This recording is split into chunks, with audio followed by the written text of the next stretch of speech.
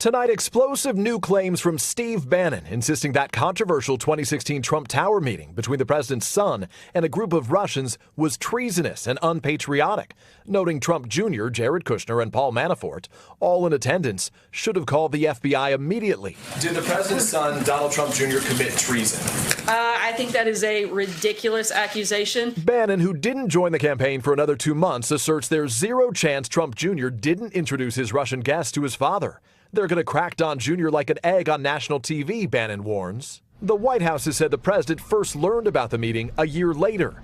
Trump today fuming. I think furious, disgusted would probably certainly fit when you make such outrageous claims and completely false claims against the president, his administration, and his family. The president unloading in an extraordinary, blistering statement. Steve Bannon has nothing to do with me or my presidency. When he was fired, he not only lost his job, he lost his mind. Adding, Steve doesn't represent my base. He's only in it for himself. But President Trump showered Bannon with praise shortly after his departure. Steve's been a friend of mine for a long time. I like Steve a lot. Bannon gives credence to the special counsel's probe. This is all about money laundering, noting Manafort's indictment, arguing Robert Mueller's going after the president by zeroing in on some of those closest to him. This may be strategic by Bannon to try and demonstrate that he had no part in conduct that he may perceive as risky by other members of the Trump team. Fire and fury, reportedly based on more than 200 interviews, many conducted inside the West Wing,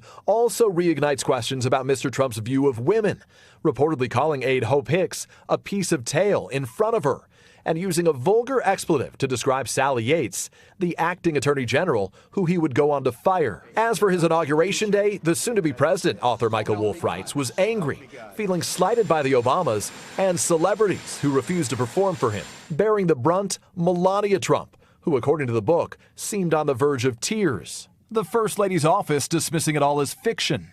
Wolff claims first daughter Ivanka and husband Jared Kushner have entertained their own political future, agreeing she'd be the one to run for president. The author also airing dirty laundry about the president's unusual habits and demands at the White House, reprimanding the housekeeping staff for picking up his shirt, saying, "If my shirt's on the floor, it's because I want it on the floor."